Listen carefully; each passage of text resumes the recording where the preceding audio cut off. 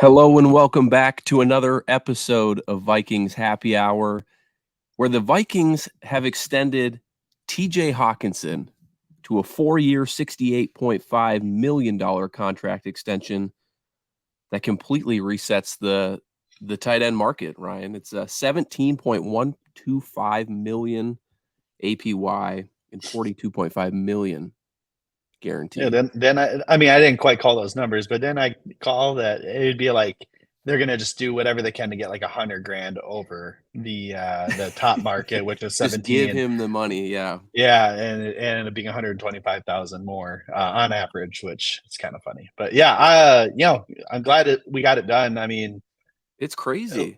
it's a little bit more than I think all of us on the show. Like, I mean, I know I called that's what he was waiting for, was that extra 100K over at least 100K over that 17 mil.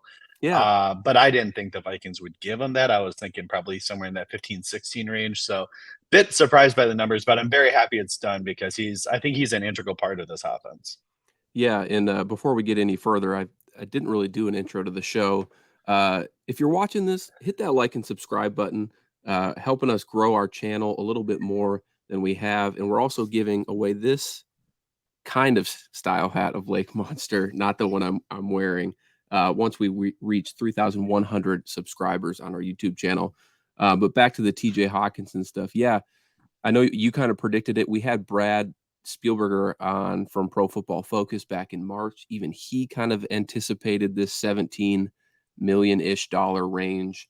And yeah, he's now ahead of guys like Darren Waller, George Kittle, Travis Kelce, your guy Mark Andrews. So do you think, first of all, do you think he's deserving of that amount? And secondly, actually, we'll just leave it there. Do you think he deserves this amount? Um, that's a good question. I mean, that's a lot of money. However, he is I mean, at least on this team last year, and obviously things can change with Jordan Addison being on the team, but he was the number 2 target when he was here. So Yeah. like obviously KJ and Adam got a lot of targets the first few weeks of last season, but after we made that trade, TJ Hockenson was by far and clear the second most important player on offense, at Can least I from the touch on receiving. something there for a second? Yeah, please. So we had gone back, or I had gone back and looked just how he ranked among tight ends since he arrived with the Vikings. And I think we've talked about it at this show before, but he was one of the top, 1 or 2 tight ends, only behind Travis Kelce from weeks 9 through 18 after joining the team last year. But an interesting stat is if you compare his numbers against the wide receivers in the NFL, along with tight ends, he's still right up there. 8th in targets in that range, 7th in receptions, 25th in yards, 28th in touchdowns, and 18th in yards after the catch. And the reason I find that so impressive is like that's wide receiver 2 type production out of a Yeah. tight end. Absolutely. And that's why I was like, we've had a couple of shows over the last few weeks regarding this topic, right? Flip and I kind of got into it on one of the shows because I was vouching for Hockenson's value on the team. Yes. And then we talked about it quite a bit with Arif when he was on last week. And yeah, I mean, it's a bit rich, right? Like, I mean, just because it's the tight end market, but when you look at it from the value he provides on the field, take the position title away.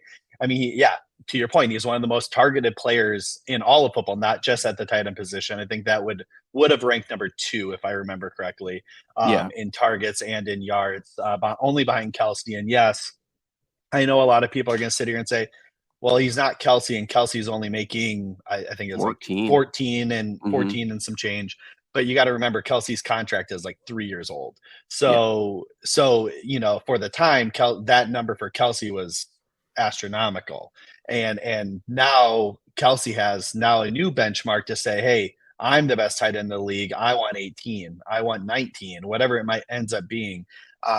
It's a new number for Mark Andrews to achieve now. I think he's going into his Yeah. second or third season on his new contract, and same with Kittle. So he's resetting the market.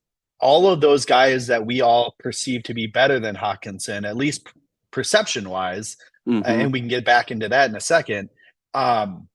they're all going to get more than Hockenson on their next contract. So it's just how the world works. He's going to be the highest paid, just like the highest paid corner isn't always going to be the best corner. The highest paid quarterback, I mean, Kirk Cousins was up there in top three money for at one Yeah. point in time, and he was never been a top three quarterback. It's just how the system works. They got Yep. to reset the market for each other and keep driving up these prices.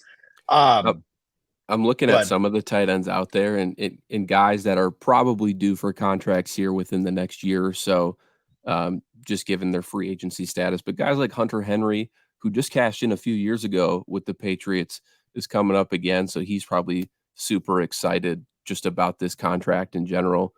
Tyler Higbee is another one.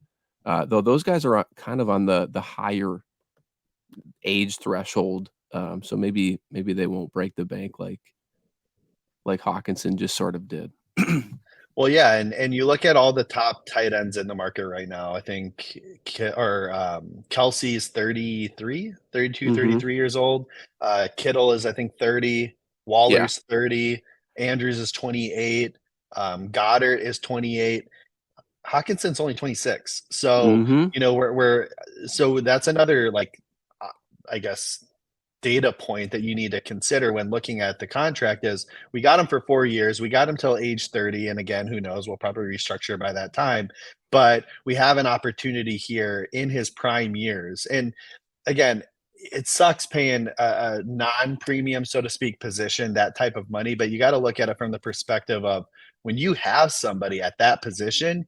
I mean, look at for how long. I mean, yeah, Kyle Rudolph was highly compensated and he was a top tight end, but Rudolph never was as good as TJ Hockenson is right Yeah. now.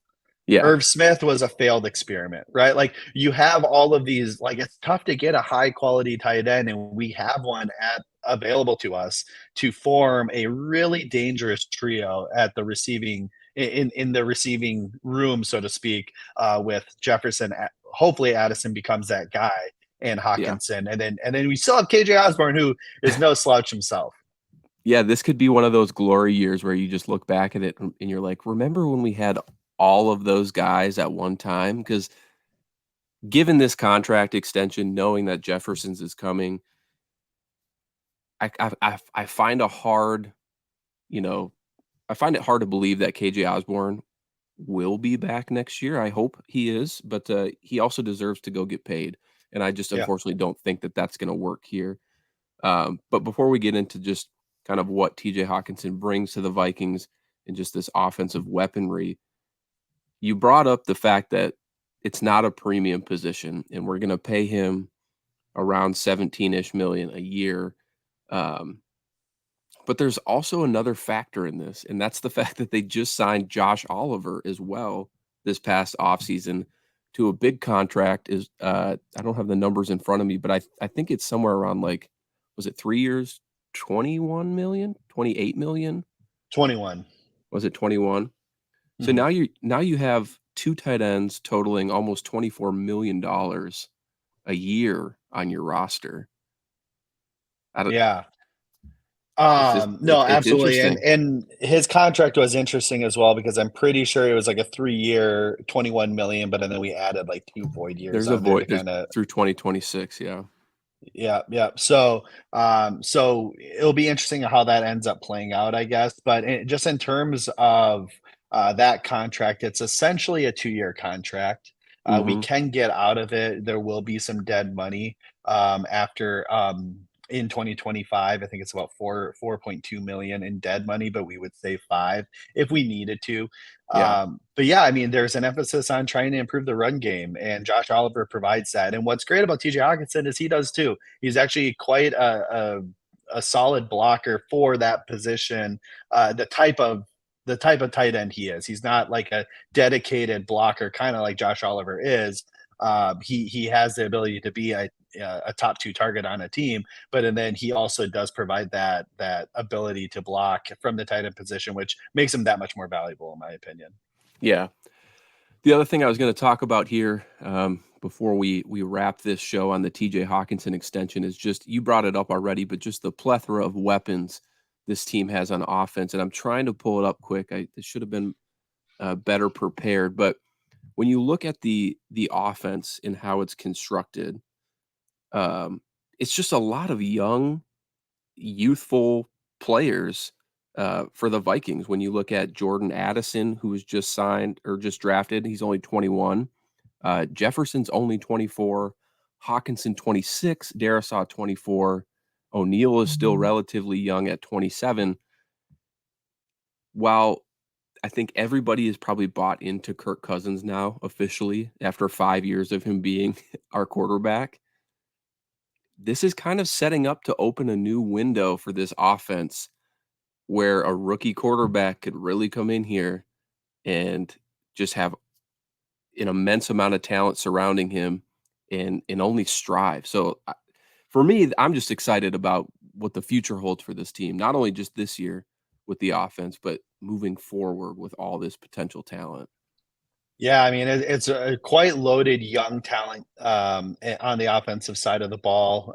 Like you said, O'Neal is the oldest of the top end talent on this team at 27 on offense. So it's very exciting to see. It's exciting that we have this window of time. Again, tight ends can play pretty well, as you see Kelsey doing, into their mid 30s. So I'm not worried about him falling off a cliff or anything anytime soon. But and then the growth of Addison, the likely extension, hopefully here soon with JJ being Yes. here long term. I mean, we are definitely set up well. Running back, I'm not typically ever too worried about that because I do think that that's a position where you can. I mean, look at even Alexander Madison, who isn't Right. some top end guy, but I think he's going to be very formidable in this offense, given all the talent around him too. Where he hopefully will see some lighter boxes and be able to make an impact. Yeah, definitely excited and kind of what TJ Hockenson means to this, right? So, you have Jefferson, who's kind of a do all, right? He can do the downfield contested catches, mid range, like, the mid intermediate levels. He's very good. He's very crafty. Addison's going to be able to provide a lot of those same skill sets, right? I mean, granted, at a much smaller frame, but he's very adept at getting open, short Yes. and intermediate areas. He's going to be great, but he's also really solid in contested catch situations as well. So I think what this means is that you can really have like a jack of all trades with all of these guys because Hockenson is the safety net. Hawkinson's Mhm. a safety net, so you can move any of these other guys, and if you want to throw KJ Osborne into the fold here as well, he's not so much the downfield threat, but in the short and intermediate, he's fantastic as well. So when you couple this offense together, I think we are going to have a very high powered offense. But getting Kirk's safety net in TJ Hockenson locked in, I think only allows that to be unleashed even that much further. So really excited about it. Hopefully he doesn't use that safety net on 4th and 8 again with the I knew season you were on the gonna bring that line. up. Yeah, but outside of that, it's been a really good duo. Those two, that connection was really strong, really quickly last year, and I hope it continues to build upon. Yeah, the one thing that I'm most excited about, at least for this whole group, and now knowing that TJ Hockenson no longer has a back injury or ear infection heading into the season, is that Yeah. they're all super good at what Kirk Cousins loves in his receiver. It's catching it at the high point, and also that yards after catch ability, which even TJ Hockenson has that ability at tight end. So I feel very confident in this group. Um, if any one of them goes down, we still have 3 more.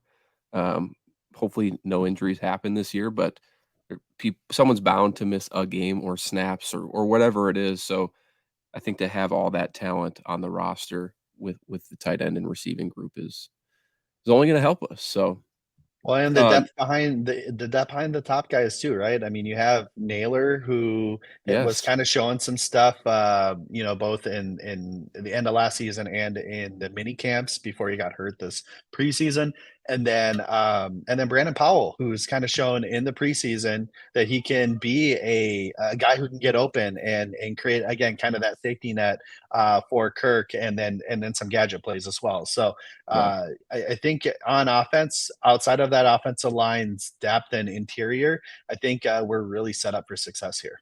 yeah, yeah, absolutely. Any other talking points for you on the TJ Hawkinson extension? Nothing for me. I'm just excited that he's here. Happy, yeah, to your point, I'm happy that filling up that wallet kind of cured that back pain and the earache there. So It would cure really up any pain excited. I have, I'll tell you what. Yeah, yeah, same. So yeah, no, excited he's here. I'm excited that I mean, I just wish I did read a report that it's a very similar to the numbers that were offered in like late July, Yeah, which I just wish that they could have just got it done then because obviously having that month to ramp up versus a week yeah. would have been better. But again, if you look at what he did last year, he came in from Detroit to Minnesota. Uh, right, I think first game got 10 targets. So like Mhm. I don't think he's gonna hopefully not really miss a beat here for us. So Yeah, yeah.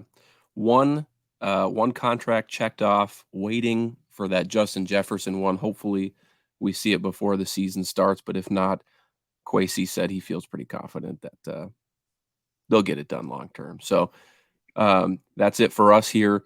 Next week, next Wednesday, the 6th of September, we'll be live at Lake Monster for another show. So giveaways, free beer, well, not free beer, but beer, I should say. Um, so yeah, hit that like and subscribe button. Join us next Wednesday night at Lake Monster Brewing. In football is back soon, 1 week from tonight. College football slate of games start this evening. I know there were some this past weekend, but we can take a big deep breath out and enjoy the football season. So until next time, everybody, Skull Vikings.